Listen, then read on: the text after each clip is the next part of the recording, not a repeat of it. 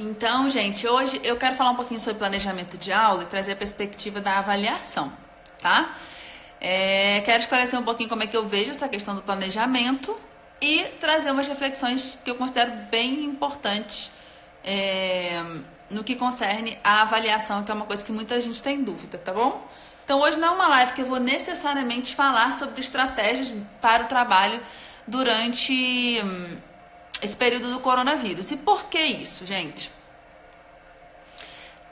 Eu venho dando várias dicas de como trabalhar à distância e tal, mas está muito nebuloso ainda de como é que isso realmente vai acontecer. Alguns estados, como aconteceu aqui em Minas, né, tem recesso contado a partir de hoje, por pelo menos 15 dias, então não vai ter nem online na educação básica e nas fundações, no caso do ensino superior, as instituições fundacionais. Agora, o ensino superior pode usar EAD ou não, então as coisas estão ainda muito nebulosas, as coisas estão se respondendo, vamos aguardando melhor, e aí eu resolvi trazer outros temas para além disso, porque eu acho que é legal a gente conversar e continuar estudando como a gente já vem fazendo na Educaetos, tá bom? Gente, olha só, no que concerne ao planejamento de aula, eu utilizo uma metodologia que eu vou escrever para vocês aqui, chamada de Backward Design, tá? Deixa eu ir ali pro quadro, então, pra gente começar a conversar. Eu utilizo uma metodologia, gente, chamada Backward Design, tá? Essa metodologia, ela é traduzida no português para planejamento reverso. O que isso significa? Você parte do final, que são os seus objetivos esperados, que é onde você quer chegar. Depois que você define onde você quer chegar, você vai andando ao reverso, tá? Você vai andando de trás para frente. Você vai andar do final pro começo. Ou seja, o que a gente geralmente faz, tá, gente? Usualmente, a gente faz assim, olha. Usualmente, a gente define a atividade. Depois que a gente define a atividade, usualmente a gente define o conteúdo que a gente vai lecionar. Depois que a gente define o conteúdo, a gente define a atividade. Depois a gente define a prova que a gente vai aplicar, tá? Então, por exemplo, eu vou ensinar o conteúdo Fordismo, tá? Esse é o conteúdo que eu vou ensinar. Eu tenho que ensinar Fordismo, tá lá escrito na DCN, eu tenho que ensinar, beleza. Então uma atividade, nossa, me lembrei daquele filme do Charlie Chaplin, que eu até citei na última live, por isso me veio na cabeça agora, dos tempos modernos, que ele fica lá apertando parafuso. Eu vou botar esse filme para os alunos assistirem, já defino a atividade. E depois vou lá e já defino. E aí vou passar um teste com algumas questões de múltipla escolha que eu vou fazer para entender se eles entenderam direitinho o que é linha de produção, como é que é o modelo fordista, como é que ele fazia para ganhar escalabilidade, enfim.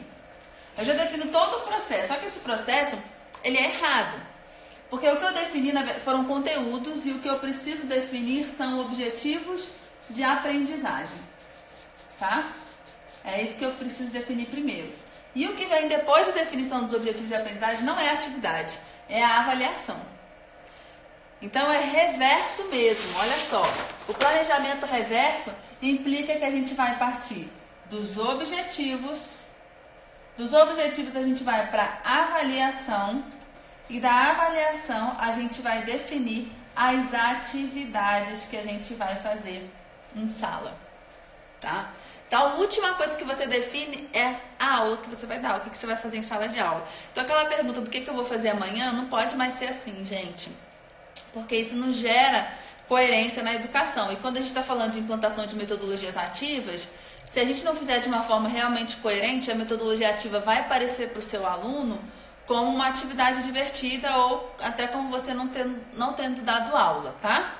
Dito isso, porque muita gente já me viu falar sobre Backward Design aqui, então acaba que eu estou repetindo um pouco para alguns, mas eu sei que tem muita gente nova, então vale a pena retomar isso daqui, tá? No curso de plano de aula inovadora, eu explico exatamente cada uma dessas etapas, como colocar isso em prática, como definir os objetivos de aprendizagem utilizando documentos macro como referência, como é o caso da BNCC ou do ENAD para o ensino superior, Porque isso é uma outra coisa muito importante, gente. A sua aula, ela não pode ser um ponto isolado no universo. A sua aula é um pedaço do planejamento de ensino do seu ano ou do seu semestre, tá? Então, a primeira coisa que você precisa desenhar é a sua disciplina como um todo, tá? E ela se baseia nos currículos macros de referência, como é o caso da BNCC ou do ENAD e outros também que a sua instituição possa vir a ter, ok? Aí você desenha, tendo essa visão macro da disciplina, você começa a desenhar aula por aula, ok? Esse tem que ser o roteiro. E aí, sempre tendo essa ideia do planejamento reverso na cabeça. E não é fácil, tá, gente? Você sair do objetivo e já pensar a avaliação não é uma coisa fácil, não. Na verdade, é uma coisa que exige muito exercício, tá? Só que quando você pega um jeito nisso, flui muito melhor. Aí você vê que as atividades que você vai propor em sala de aula, elas vão fazer muito mais sentido, tá? Porque elas serão subsídios para esse processo avaliativo, que é o que a gente vai focar hoje, beleza? E uma coisa que eu quero dizer para vocês é: questione toda avaliação que não beneficia os alunos. O que eu quero dizer com isso? A avaliação que tem qualquer viés que seja punitivo, gente, não é uma avaliação que beneficia o aluno. Qualquer avaliação que vem acompanhada de pegadinhas não é uma avaliação que beneficia o aluno. Qualquer avaliação que peça algo a mais, um nível de complexidade a mais do que aquele que foi trazido em sala de aula, não é uma avaliação que beneficia os alunos. Então tenham isso na cabeça, tá? Grande parte do problema emocional que as crianças, os jovens e os adultos têm no dia da prova se dá pelo fato desse instrumento ter sido trabalhado, trazido, entendido ao longo do tempo como um instrumento de punição e não de construção mútua, tá? Então a gente tem que reconstruir a nossa própria ideia de prova. E eu tô falando muito nisso, gente, a palavra prova, porque a maioria das pessoas entendem que a avaliação é prova, o que é uma visão extremamente limitada e que eu também vou buscar desconstruir hoje aqui com vocês. Mas eu tô usando nesse termo para criar essa conexão para a gente poder aprofundar um pouco mais, tá bom? Ensinar avaliação não é um ponto exato, um evento único dentro do processo instrucional, tá? Na verdade, a gente tem o ensino e a avaliação como um fluxo constante e permanente. É quase que uma espiral que se cria, tá? O tempo todo você tá no ensino, você vem para avaliação, você volta para o ensino, para você chegar naquele centro, naquela ideia central que você quer que o seu aluno capte daquele ano com você, daquele semestre junto com você, tá? E eu gosto também de trazer essa perspectiva aqui, como se fosse um diagrama, né? Que seria assim, olha, deixa eu pegar uma outra cor aqui.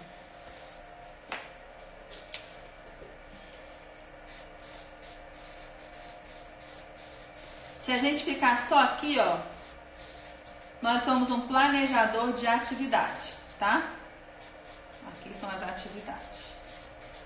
E muita gente fica aqui também, tá? Quer dizer, a maioria dos professores ficam aqui, com planejadores de atividade. E aí, quando a gente fala de metodologia ativa, os professores vêm me pedir, né?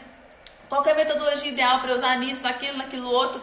E não entende que, na verdade, o foco não é a metodologia. É uma série de outras coisas que precisam ser pensadas. A metodologia é apenas um suporte, tá? E há também, olha, os professores que ficam aqui, ó, como planejadores de provas, tá?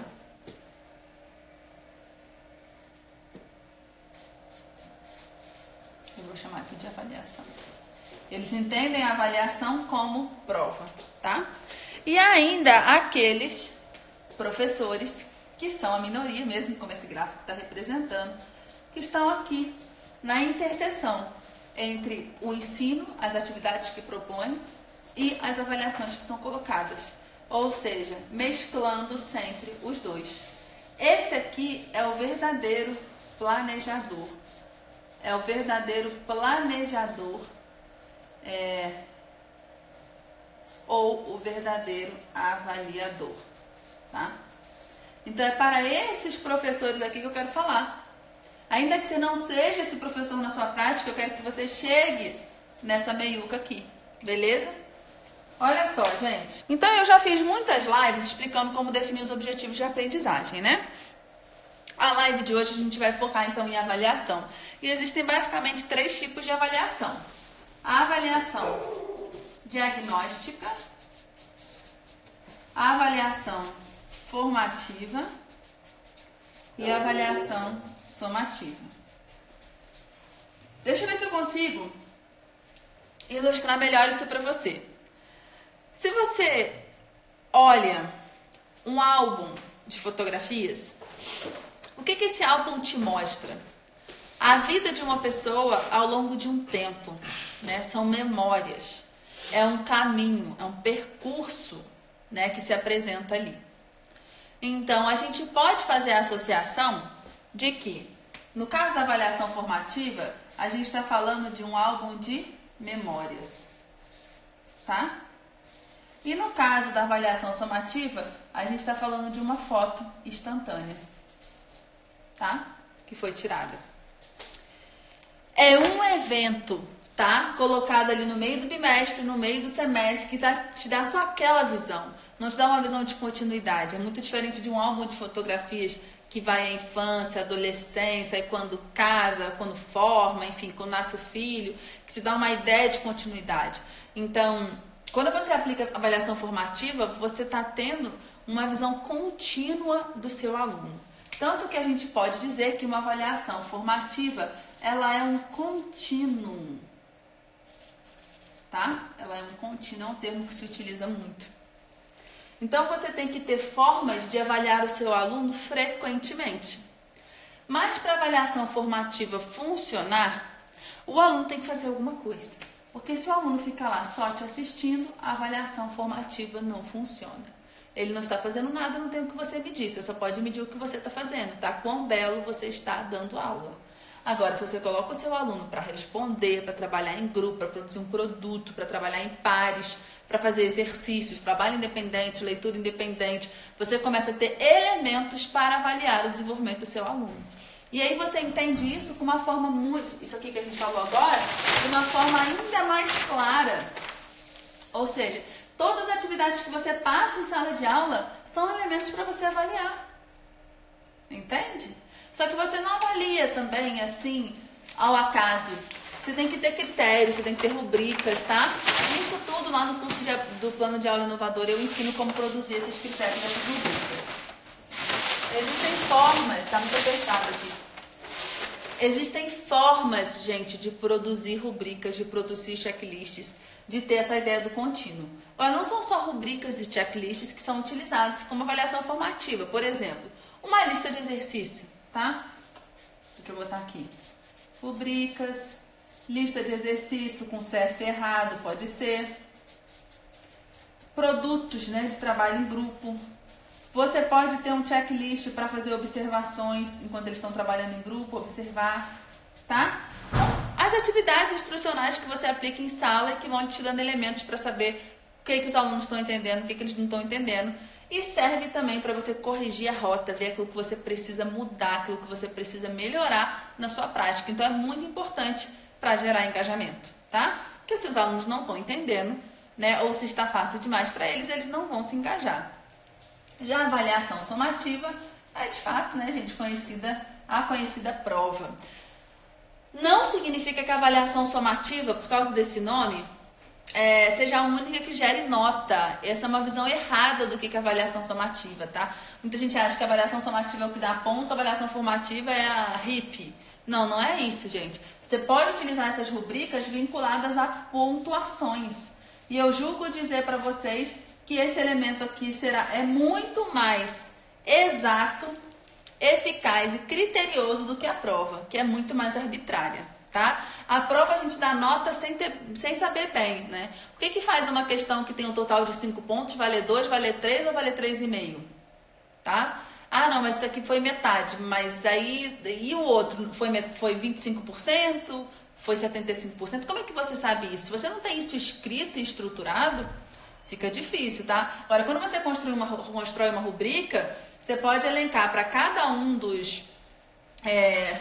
das colunas, né? Por exemplo, em desenvolvimento, desenvolvido ou completamente desenvolvido. Uma pode dizer que vai valer 33%, a outra 33%, a outra 33%. Eu utilizo mais com 4 ou com 5, tá? Mas enfim, então você consegue trazer visões muito mais exatas do que a prova muitas vezes, tá? Então, somativa não significa que vai gerar ponto, tá? A formativa também pode gerar. Então, você pode ter dentro do desempenho, dentro do plano de ensino da sua disciplina, dizendo que 75% da nota, tá? Vai ser de avaliação formativa e 25% vai ser das avaliações somativas. Isso pode ser. Agora, essa avaliação aqui, de fato, não é para gerar ponto, tá? Não é isso. Essa avaliação diagnóstica, ela é um ponto, sim, mas ela é um ponto de partida para a sua prática, para a sua instrução. Você vai saber o que os alunos sabem para você poder começar a instruí-los no início do ano, no início do semestre, no início de uma unidade, tá? Não tem problema. Se for na matemática, no início daquela área da matemática que você vai ensinar, se você estava em álgebra, agora você vai entrar em geometria. Na língua portuguesa também, tá? Se você estava trabalhando com gramática, agora você vai começar a trabalhar mais no âmbito da interpretação, da redação. Então, você vai utilizar a avaliação diagnóstica para te dizer o que os alunos sabem, o que eles não sabem, para que você aja de uma forma mais efetiva, ok? Beleza? Mas eu também gosto de diferenciar. Deixa eu ver se eu anotei mais alguma coisa que eu não falei aqui. Eu gosto de diferenciar também as avaliações de duas outras formas, tá?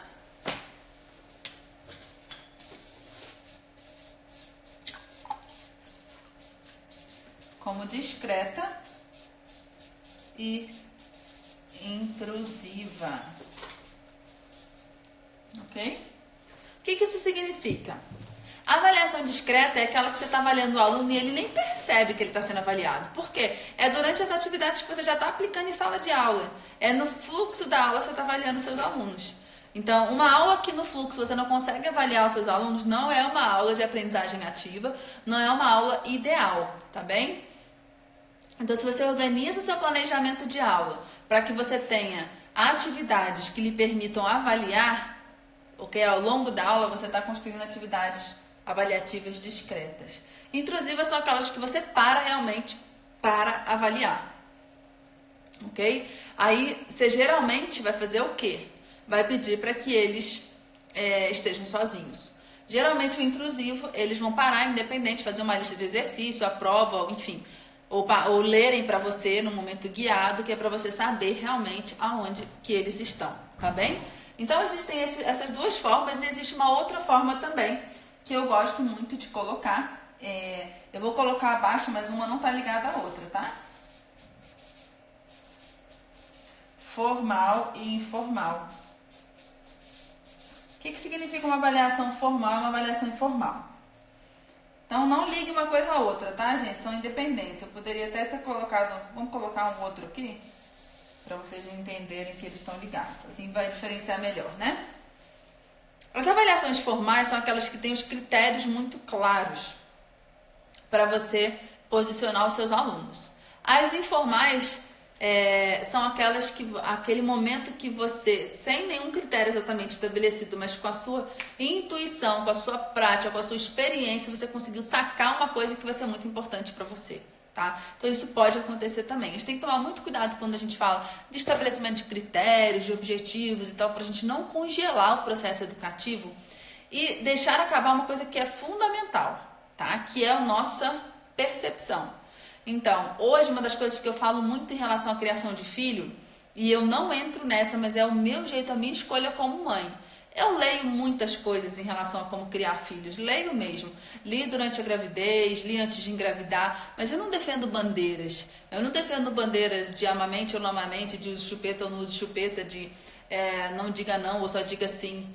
Eu busco sentir o meu filho como ele é, cada um deles. E eu vou te dizer, são duas crianças pequenas e eu já vejo muitas diferenças. Então, eu leio, eu me informo. Agora, as decisões que eu vou tomar diante do meu filho é pelo sentimento também. Então, a gente não pode deixar isso acabar na educação, porque revela-se muita coisa no momento informal, tá? Então, vocês tendo essa experiência no trabalho de vocês, o dia a dia, se você tem... Quando uma pessoa vai tocar uma música, um músico vai tocar uma música, ele sabe a base da música. Ele sabe em que tom aquela música tá. Sabendo aquilo, ele consegue inovar, ele consegue fazer um solo, fazer um improviso, essa é a palavra. Mas ele sabe onde é que ele tá, o terreno que ele tá pisando. Então você vai poder ter, dentro do seu planejamento, jogo de cintura para melhorar melhor, né? Vocês devem estar querendo olhar, para melhorar ainda mais, tá? O aprendizado dos alunos de vocês, beleza? Vamos retornar aqui um pouquinho.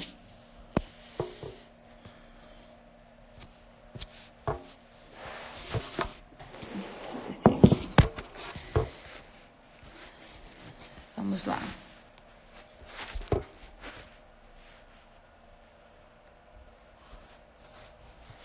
Muitos criticam a adoção do ensino à distância pela dificuldade de avaliar a aprendizagem. O que você... Deve ser o que você acha, né?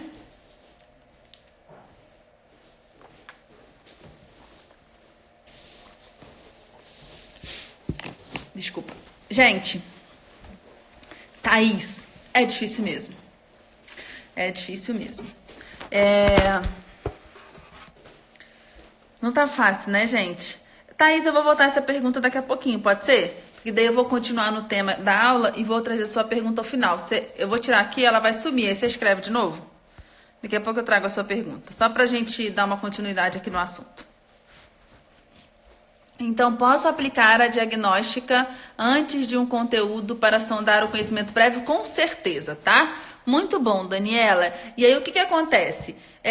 Quando você vai fazer a avaliação diagnóstica para você sondar um conhecimento prévio, 2 pontos fundamentais que você vai colocar nessa avaliação diagnóstica. Você vai analisar o que eles já sabem da base que sustenta esse conteúdo que você vai introduzir, tá? Então, seria basicamente aquilo que ele deveria saber no ano anterior, no semestre anterior ou na disciplina anterior, tá? Ou do conteúdo anterior também pode ser, tá? Da unidade anterior. Então, você vai fazer aquela sondagem do conhecimento base, que sustenta esse conhecimento que você vai dar agora, que se você não tiver essa base, não vai conseguir entender esse outro. E vai fazer perguntas iniciais sobre esse novo conteúdo.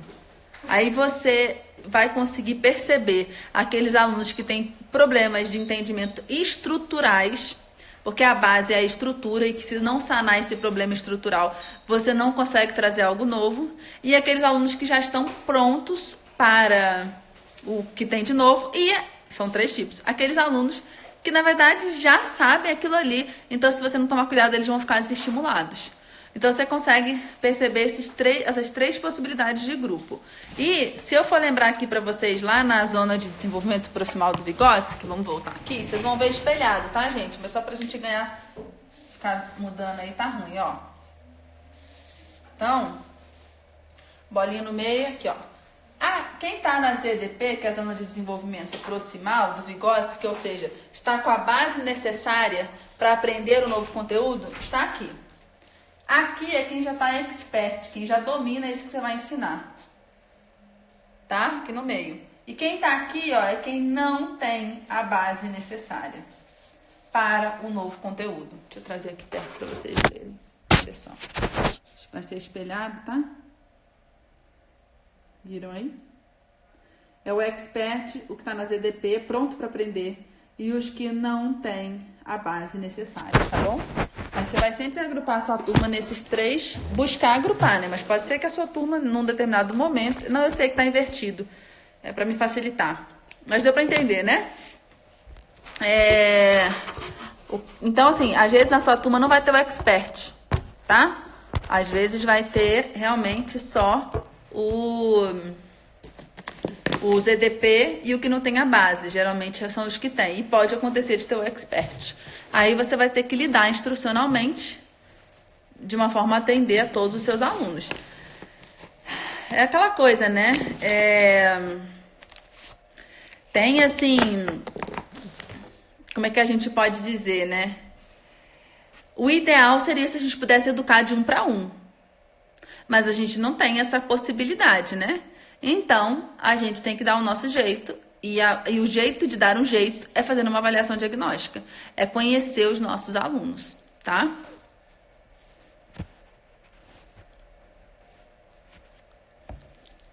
O que você indica na avaliação formativa? Sondagem do que estou ensinando? Eu indico tudo aquilo ali. Tudo que eu escrevi ali, tá? A avaliação formativa nunca pode ser um instrumento só. Às vezes, no mesmo dia, você vai aplicar a observação, você vai botar uma atividade em grupo, uma atividade em pares. Então, assim, o tempo todo. Por exemplo, no informal, às vezes você faz... Geralmente, quando você se dirige ao grupo todo, a sala toda, você tá no informal, tá?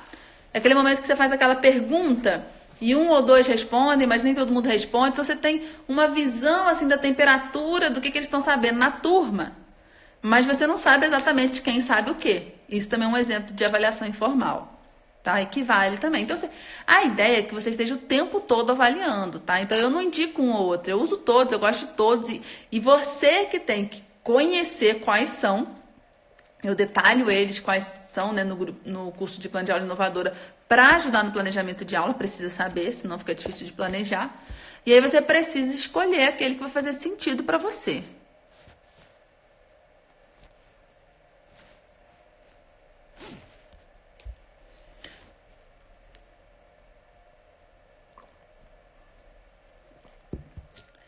Se a avaliação formativa era suficiente para gerar nota? Sim, pode ser sim, com certeza. Agora, aí você vai ter que mudar toda uma questão cultural. Que a não ser que você crie a sua própria escola, prof, vai ficar difícil, tá? Então, assim, a gente pode chegar nesse momento, tá? Mas as escolas não aplicam isso ainda. As universidades não aplicam isso ainda. Então, as avaliações somativas, elas geralmente já estão no calendário. Você tem que produzir o seu calendário das suas aulas, né? A partir do calendário já divulgado pelas instituições, já considerando os dias das provas, né? Então, assim, é uma coisa que a gente não tem esse poder nesse momento, mas não tá ruim também, tá? Não tá ruim também. A avaliação somativa, se ela for bem construída, ela vai dar uma visão legal também pra gente. Ela só não pode ser a maior nota. E se você, já que tem avaliação somativa, uma coisa que eu posso te indicar, construir para o seu aluno, é trabalhar o emocional dele na avaliação somativa. Ele não deixar o emocional abalar ele, entendeu? Ele se sentir bem, tranquilo. Se ele sente que a sua sala de aula é um espaço de confiança, tá? Ela é um espaço de aprendizado, ele vai ficar à vontade ali. Então, se você conseguir acrescentar isso na vida dele, isso já é maravilhoso, porque, por exemplo, o Enem ainda existe, concurso público também existe. Então, às vezes, ele vai se deparar na vida dele com provas, tá? Porque é uma estrutura muito maior, tá? Então, pense nisso. Na universidade, na universidade pública. Na universidade pública, pode ser que seja possível realmente, tá? Porque não existe essa regulação, mas nas universidades privadas não, tá? As universidades privadas, elas já têm as datas pré-estabelecidas das provas. A universidade pública tem essa facilidade, realmente. Eu tive muitas disciplinas que eu só fiz artigo, né? Então, existe uma possibilidade muito maior, mas nem as escolas públicas da educação básica tem, não. A exceção a isso, me desculpe, prof, você está certíssimo, a exceção a isso são as universidades públicas, tá? Que você realmente tem essa liberdade para desenvolver a sua prova da forma como você quiser. Isso mesmo, é bem diferente, isso mesmo. Eu dei continuidade à pergunta dele, tá, gente? Para poder ele ficar satisfeito. Mas se não ficou, pergunte mais aí, prof. Eu quero saber se é o nome, você me diz aí? O que seria as rubricas? Rubricas são descritores, critérios, tá? Então, por exemplo, se você colocar 3, em desenvolvimento, desenvolvido ou completamente desenvolvido, tá? Ou não desenvolvido, em desenvolvimento e desenvolvido, coisa assim, tá? Aí você vai escrever, vamos supor que é a rubrica de leitura. Ou vamos dizer assim, rubrica de apresentação oral. Aí no não desenvolvido, ficou olhando para baixo, né? Enfim, ou aí em desenvolvimento, olhou para um ponto na plateia. O desenvolvido, olhou para todo mundo na plateia. Aí se o outro critério for organização, Aí o não desenvolvido vai ser o conteúdo foi apresentado em ordem aleatória e sem sentido. Não foi possível identificar a ideia central. Em desenvolvimento, foi possível identificar a ideia central, mas o conteúdo foi apresentado sem ordem. Aí, desenvolvido, o conteúdo foi apresentado com ordem, foi possível identificar a ideia central. Entendeu? É basicamente isso. Aí você vai posicionando o seu aluno nesses níveis para auxiliá-lo a se desenvolver, tá? Rubricas são coisas muito novas para nós no Brasil, né? Por isso que lá no curso de plano de aula, eu botei praticamente 2 módulos para discutir isso, tá? Tô até regravando uma aula lá para ficar melhor. Explica novamente a avaliação discreta. São as atividades que você vai aplicando em sala de aula mesmo, e você está avaliando os alunos sem eles nem perceberem que eles estão sendo avaliados. Você não para e aplica uma avaliação. São as atividades práticas que você utiliza em sala de aula e que servem para avaliar. Entendeu? Perguntei seu nome, porque tá Prof. PA Paulo André. Beleza. Gente, acabaram as perguntinhas aqui no interrogação. Deixa eu vir aqui um pouquinho para essas daqui. Janaína, o que fazemos com problemas de leitura e interpretação? Sou prof do Fundamental 2. Rubricas. Rubricas, mostra para eles como é que você espera que seja a leitura, como é que você espera que seja a interpretação de texto e providencia momentos para isso, tá? Mas assim, seja muito claro para eles o que você espera deles em termos de leitura e de interpretação, onde você quer que eles cheguem, né? No Fundamental 2, se for nos anos iniciais, Fundamental 2 como um todo, bem mais fácil de reverter, tá? Do que o ensino médio. Anos iniciais, tanto melhor. Eu tenho alguns alunos lá na escola que eu trabalho, do 5º e 6º ano, que estão com essa situação também. E engajar, trazer leituras que envolvem, né? Mas assim, leituras de qualidade também, eles têm que ir percebendo isso, né? Mas eu diria rubricas para eles irem entendendo, irem praticando e trabalhar com reconhecimento, tá? Do alcance que eles já tiveram, com insígnias, sabe? Prêmios. Não é behaviorismo, não é isso que eu tô falando, tá, gente? É reconhecimento mesmo, é celebração, rituais de celebração de melhores resultados. Isso é muito importante. Pensando ser possível, quais os marcos no planejamento a cada mudança de conteúdo? Eu planejo aula por aula, né? Seria isso, Raquel?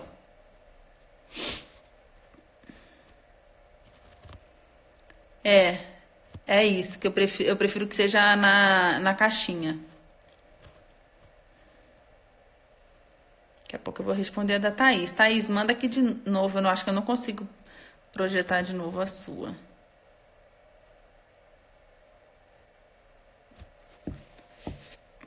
Perdi algo. Você chama as rubricas por critérios avaliativos. As rubricas são os descritores, tá? E aí dentro da rubrica tem os critérios. Por exemplo, olha, eu estou falando da rubrica de apresentação oral. Aí no critério, posicionamento do corpo. Esse pode ser um critério, tá? Ficou olhando para baixo, blá, blá, blá, aquele exemplo que eu dei. No critério, organização da fala. Falou organizado, mas não apresentou a ideia central, ou apresentou a ideia central e falou organizado. No critério vestimenta, vestiu-se apropriadamente, não vestiu-se apropriadamente, entendeu? Isso que é. A rubrica ela tem critérios, mas a rubrica mesmo é o descritor. É a segunda parte que eu falei, tá? Como avaliar na educação infantil? Da mesma forma, com rubricas, com checklist, com observações. Só que seus objetivos, eles são muito mais em termos sociais, motor, do que efetivamente cognitivo. Mas o cognitivo também, porque você pode começar a utilizar padrões matemáticos, né? Você, no final do infantil, em muitas escolas, já faz o pré-letramento. Então, não é que não tem um cognitivo. Mas na educação infantil, a gente está falando de uma infância plena, tá? E feliz. Então, é uma educação de valores muito mais evidente, porque todo momento da educação é uma educação para valores. A gente tem que saber isso, que todo estágio da formação educativa deve ser uma formação de valores. Agora, quando a gente está falando na infância, isso é muito mais evidente, porque isso não fica camuflado por toda aquela gama de conteúdos que a gente acha que é o mais importante na educação, e no final das contas o mais importante é a formação de seres humanos.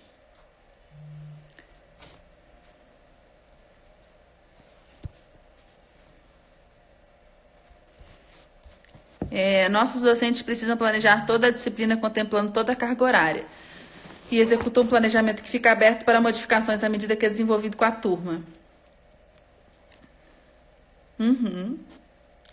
É isso que tem que acontecer, tá, Raquel? Então, eu planejo, geralmente assim, o professor ele não consegue começar o ano com tudo planejado.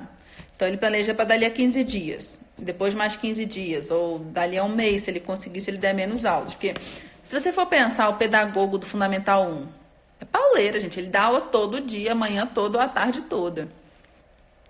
Tá? Então, assim, às vezes ele não consegue planejar isso com um mês de antecedência, tudo. Então, às vezes, eu faço planejamento quinzenal. Só que esse planejamento vai ficar aberto para fazer as edições necessárias de acordo com o desenvolvimento da turma.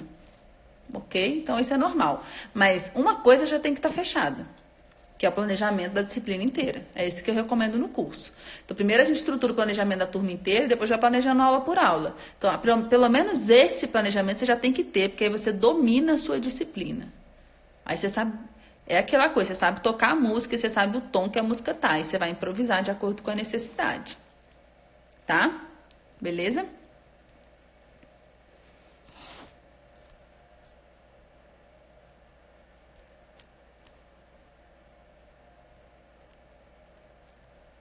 É isso mesmo, Raquel, que você queria que falasse?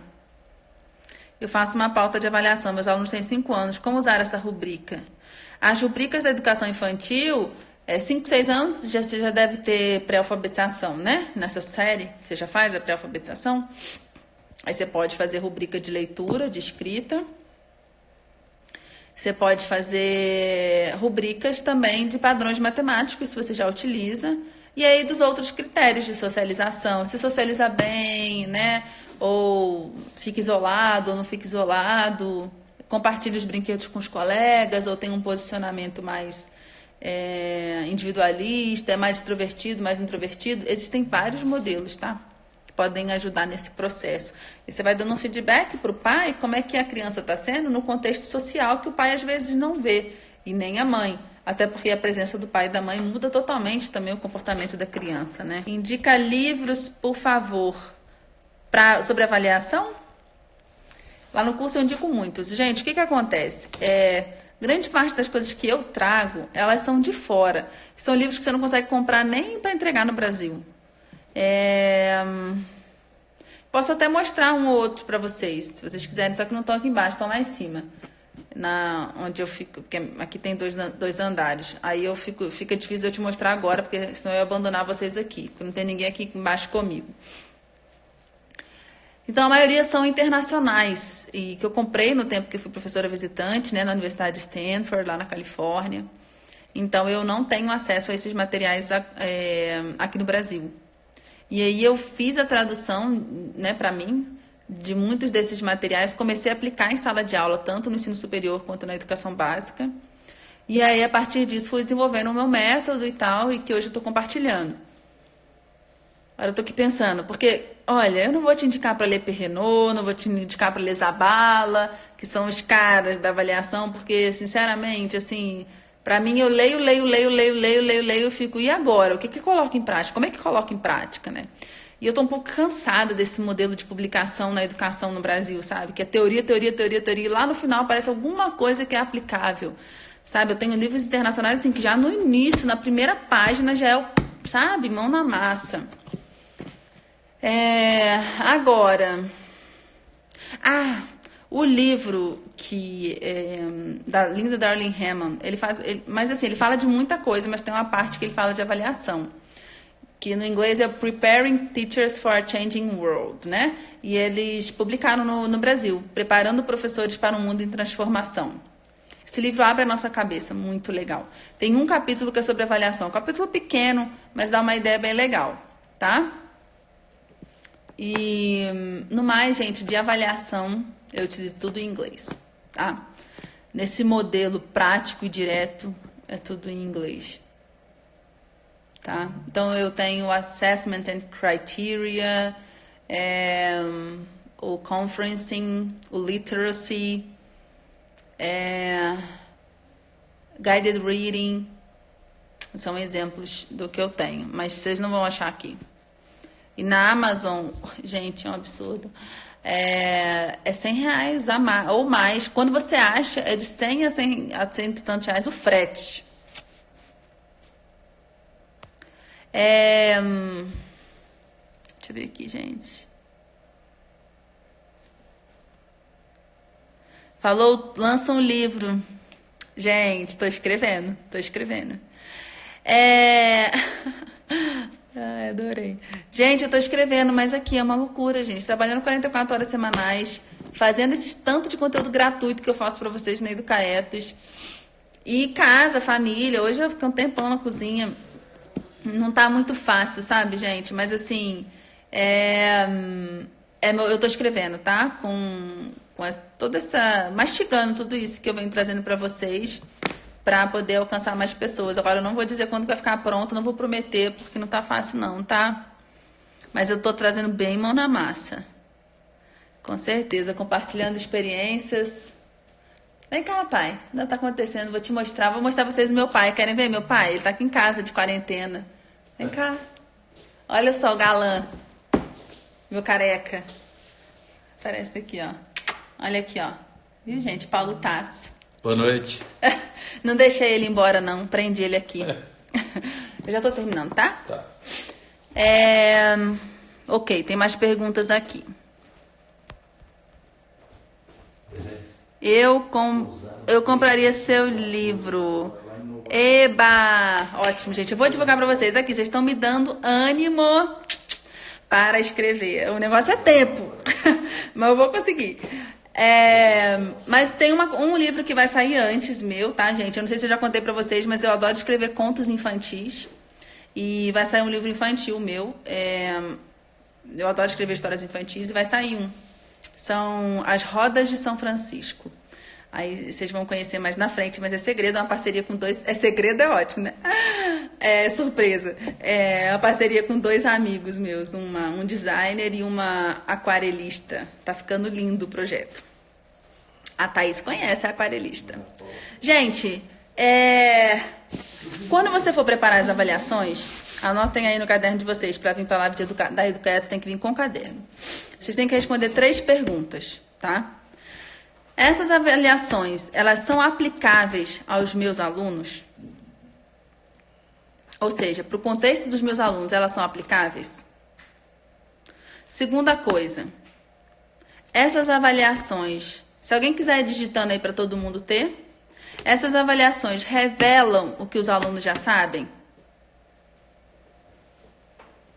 Então, olha só, primeira pergunta. As avaliações são aplicáveis aos meus alunos? Essas avaliações revelam o que os meus alunos já sabem? Tá? Ou seja, eu consigo extrair delas o que eles sabem? Porque se eu não consigo extrair delas verdadeiramente o que eles sabem, se elas são arbitrárias, de que vale essa avaliação? Tá? Se ela não age em favor do aluno e da aprendizagem dele, não vale, gente. Tá? Por isso que eu digo, avaliação com pegadinha, não. Vamos acabar com isso, tá? E por último, essas avaliações informam a prática docente, tá?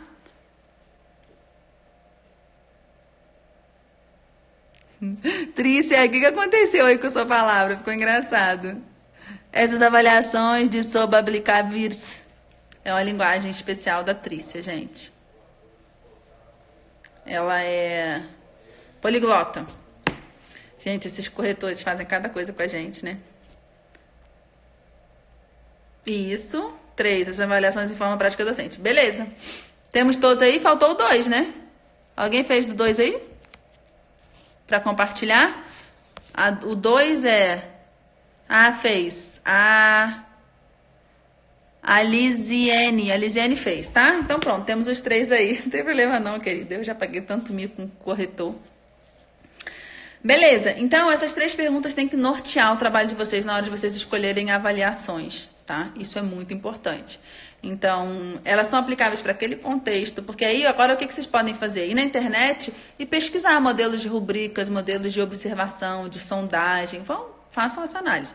No curso de plano de aula, eu já coloco vários templates lá, modelos, diferentes estruturas, com 4 categorias, com 3 categorias, de marcar X ou com emoticons, também pode ser, tá? Porque a criança mesmo, ela pode se colocar naquele lugar, então uma carinha feliz e uma carinha triste, tem várias possibilidades, tá? Mas vocês podem dar uma pesquisada, mas pensem sempre nessas 3 perguntas para escolher aquelas que vocês querem usar. Não entendi a última? Se informa a prática docente. Eu quero dizer, com essas avaliações, vocês conseguem mudar a prática de vocês? Porque se a gente aplica uma avaliação, mas a gente não entende que muitas vezes o problema da aprendizagem foi a nossa instrução, aí também aquela avaliação não adianta pra gente, tá? Aquela avaliação precisa dizer pra gente o que a gente precisa melhorar. E é claro que pessoas com mais humildade receberão essa informação com menos sofrimento, tá bom? Beleza, Thaís? Quando será a próxima live? Eu vou fazer amanhã outra live, tá, gente? Eu vou marcar o horário direitinho de manhã.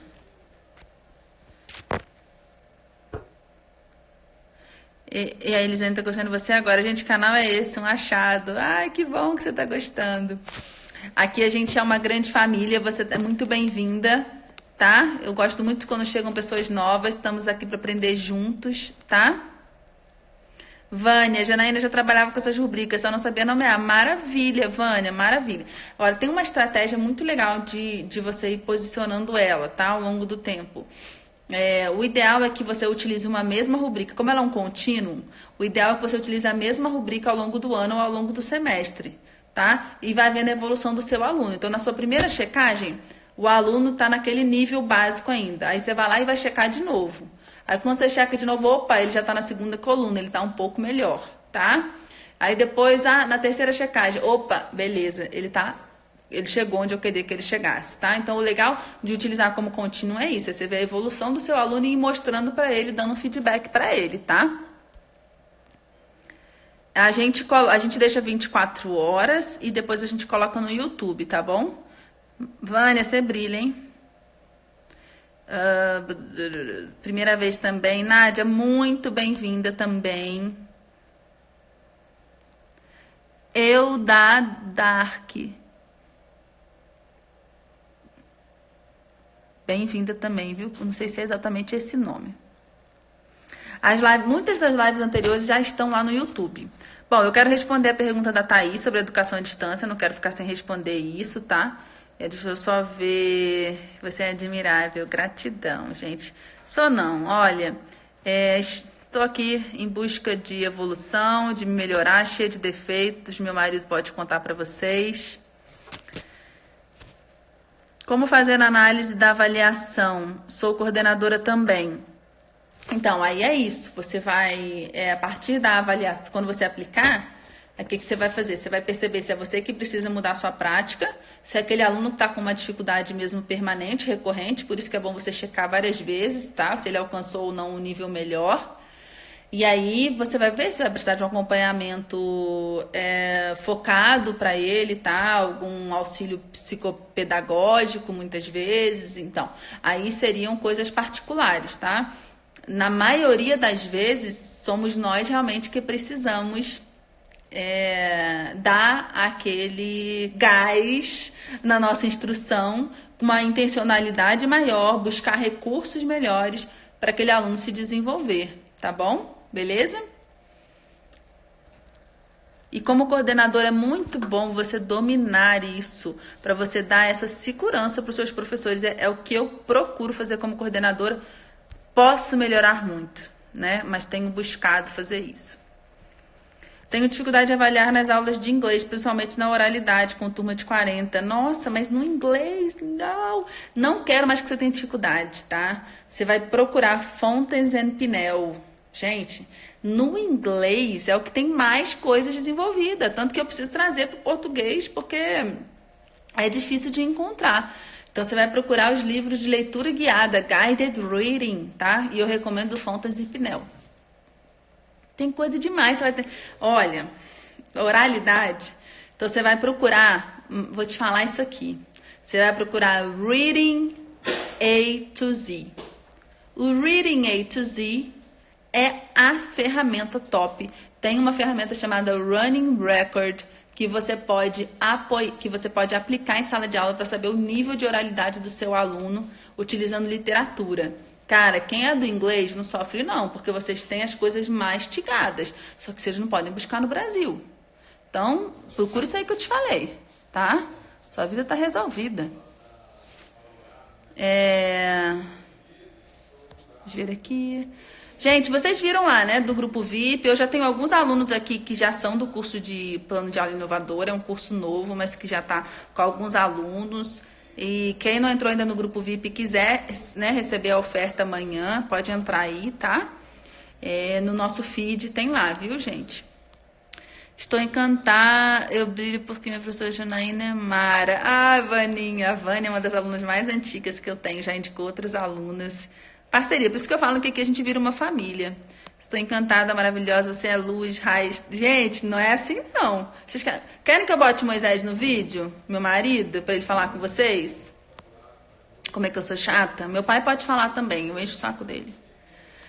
Estou amando as dicas, minha primeira vez aqui. Gente, quanta gente de primeira vez, como vocês são bem-vindas, Carla, MS Oliveira.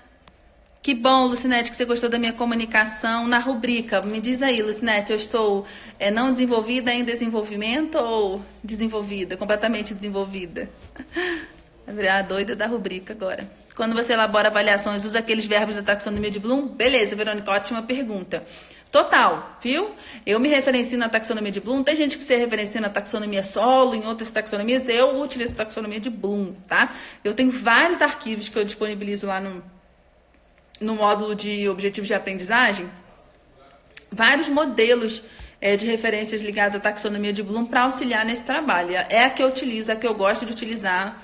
Para mim, esse cara deixou um legado, tá? Outras pessoas vão tentando inovar, porque é isso, né? O americano tem muito disso, né? De querer reinventar a roda para poder fazer um TED e ficar famoso. Sendo que já tem coisas clássicas maravilhosas produzidas, né? Que bom, Lucinete, eu agradeço. Glaucia, que bom, divulga sim, vamos fortalecer a Educaetos, eu fico muito grata. Kellen, que bom que você gostou da clareza. Isso aí, Dani, é um processo, mas vai conseguindo aperfeiçoar. Thaís, eu tô lembrando da sua pergunta, eu vou responder. Ótimo, ótimo, ótimo.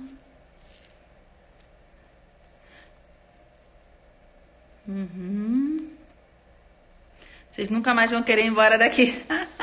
Obrigada, Thaís. Thaís é outra que virou da família também. Você é um exemplo de profissional. Ai, gente, olha o Gedeone aí. Você é um exemplo de profissional. Esse menino foi meu aluno, gente. Lá em Jataí, na Federal de Goiás. Nunca me esqueci. Né? Meu plano era ficar 2 anos completos lá. E não pude ficar 2 anos. E assim, sair com o coração apertado. Porque essa galera incrível marcou a minha vida. Esses alunos de Jataí marcaram a minha vida, gente.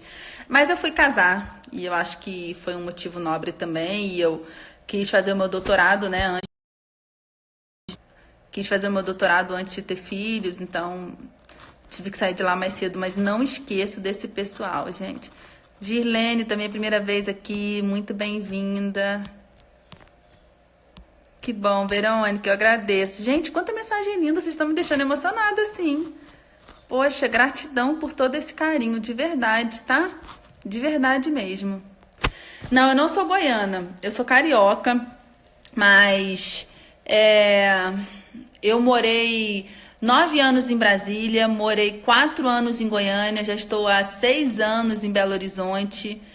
E aí, dentro desses 4 anos de Goiânia, eu tive esse ano em Jataí. Meu marido morava em Rio Verde, era meu namorado, né?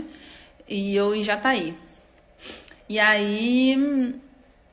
estou 7 aqui, morei 1 ano em Portugal e morei 6 meses na Califórnia, ou 3 meses na Califórnia, lá na Universidade de Stanford. Essa é a minha trajetória. Ah, não, teve 1 ano em São Paulo também. A pessoa rodou, né, gente? Mas olha só, Thaís, Deixa eu ver se eu consigo projetar a sua pergunta aqui de novo, porque eu acho que é importante para todo mundo saber do que eu tô falando. Ah, deixou. O que acontece? A gente está num momento, gente, muito delicado, tá? Em relação a essa questão de como é que vai ficar a educação. E eu venho dando diversas dicas, já fiz live sobre isso, criei um e-book gratuito, tá? Para ajudar vocês, caso a educação à distância se operacionalize, vigore na instituição que você trabalha.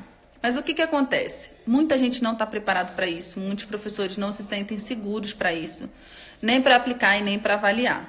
E diante dessa falta de segurança, às vezes os líderes vão optar por realmente não colocar a educação à distância em prática. Isso pode gerar problemas, como, por exemplo, a perda do semestre, a perda do ano, a perda das férias. A gente não sabe o que vai acontecer, tá? Agora, eu também não posso dizer, Thaís, que os alunos eles vão aprender da mesma forma na educação à distância como eles aprenderiam no presencial. Principalmente porque grande parte dos professores não são comprometidos como você tem sido. Então, eu vejo você buscando sempre como você vai conseguir fazer isso da melhor forma possível, como é que você vai conseguir resolver essa situação, fazer uma super limonada suíça desses limões. Eu vejo você dedicando para isso. Mas você sabe que não são todos os professores que vão fazer dessa forma, tá? E ao mesmo tempo, por exemplo, eu fiquei sabendo da PUC de Goiânia, tem uma amiga que trabalha lá, que eles estão fazendo um modelo de educação à distância, assim, os professores vão ficar dando aula, videoconferência, às 4 horas seguidas, ou às 5 horas, a manhã toda. É exatamente como se estivesse na sala de aula, então isso vai ficar hiper cansativo, né? Eles não vão produzir vídeos, um fórum, um chat, eles não estão criando realmente alguma coisa para engajar os alunos, eles estão querendo transpor o presencial para dentro do online. E isso, eu acho que pode ter um efeito que não é bom também, entendeu? Então, são essas coisas que a gente tem que pensar. Confia no movimento da vida, no movimento das coisas, faça a sua parte e peça pelo melhor para o universo, mas faça a sua parte também. Eu não sei te dizer hoje, sabe, Thaís, o que é o melhor, o que é o pior. Mas eu sei que se tivesse educação à distância, eu ia agarrar com unhas e dentes e ia fazer o meu melhor. Isso eu tenho certeza, mas eu acho que nem todos. Eu também não estou dizendo que esse modelo, né, que essa minha amiga é uma amiga super comprometida e que está muito preocupada em como é que isso vai funcionar, sabe? Então, assim, não estou dizendo que também não vai dar certo, sabe? O que eles estão fazendo, mas com certeza é desafiador você querer transpor exatamente igual. Então, vamos torcer para dar certo. Agora, eu fico muito preocupada, principalmente na educação básica, e a Thaís, ela está no ensino técnico, então ela pega o ensino médio, né? A gente não dá a base necessária para o ano seguinte, enfim, a gente gerar uma bola de neve de déficits, entendeu? Então, assim, a gente não sabe. Eu não sei te dizer qual que é a melhor opção. Eu acredito muito na educação à distância, sou uma defensora também da educação à distância. Eu acredito que ela tem muitos benefícios mesmo, mas tem que ter muito cuidado com a forma como se aplica ela. Então, eu acho que se a instituição não está realmente disposta a inovar, a engajar, a envolver, a trazer coisas novas, às vezes é melhor uma outra alternativa. Estamos, gente, em tempos de incertezas, né? Sobre essa questão educacional. Vamos num dia após o outro. Então, Thaís, assim, confia. Confia. E eu tenho certeza que seja qual for a decisão da sua instituição, você vai vestir a camisa, porque a sua preocupação em primeiro lugar são os alunos e vai dar o seu melhor, tá? Não se indisponha com as pessoas. Esse é o momento da gente se unir e se compreender. Às vezes, olha, a gente, quando a gente está no cargo de gestão, a gente vê como não é fácil tomar algumas decisões, né? Quando a gente é professora, a gente olha para o coordenador e julga facilmente, né? Às vezes, quando a gente é coordenador, a gente olha para o diretor e julga facilmente. E aí o diretor olha para o reitor e julga facilmente. Mas às vezes o cara está ali no papel máximo da instituição, seja o diretor da escola ou seja o reitor da universidade, não é uma posição fácil. Então a gente precisa construir no nosso mundo, nesse mundo que a gente vive, esse posicionamento muito mais de compreender o outro do que a gente buscar ser compreendido, né? Não é à toa que eu escrevi esse livro, que são As Rodas de São Francisco, Porque o meu filho chama Francisco, meu segundo filho, e para mim a oração de São Francisco ela tem um sentido muito grande, né? Não sei se todos conhecem a oração de São Francisco, mas ela traz isso, né? Compreender, né? Mais do que ser compreendido. E tantas outras coisas, né? Amar, né? Mais do que ser amado. Então, do que necessitar ser amado, né? Então, enfim. Isso é muito importante pra gente pensar, né? A EAD pode revolucionar mesmo. Já vou finalizar, tá, gente? Mesmo a educação básica, pois temos estudantes que já nasceram para trabalhar à distância por meio dos recursos digitais. Eu não sei, Murilo. Eu não sei se a gente pode falar que já nasceu. Eu acho que o presencial a gente também tem que ensinar, né, para aprender no presencial. Então, acho que a distância também precisa ser ensinado, tá? Mas eu acredito muito. Aqui, a Tia, essa que é minha amiga, gente. A PUC Goiás está muito comprometida em dar certo. Não sabemos o que é certo ainda. Exatamente, não sabemos, entendeu? Então, eu torço para dar certo. Tomara que dê certo, gente. E pelo menos estão fazendo alguma coisa, né, Chi? Porque podia não estar fazendo nada. Então, pelo menos está se posicionando. Então, é isso, gente. Mas, olha, nós estamos aqui juntos. Eu quero poder contribuir, fazer o que eu puder. A Ximena sabe, a gente troca muito. Então, assim, o que vocês precisarem lá também... me manda no privado e eu ajudo. Tá? Beleza, gente? Então, boa noite. Grata pela presença de todos. Eu vou finalizar com a minha frase clássica. Vamos juntos humanizar a educação? Até mais, gente. Com Deus.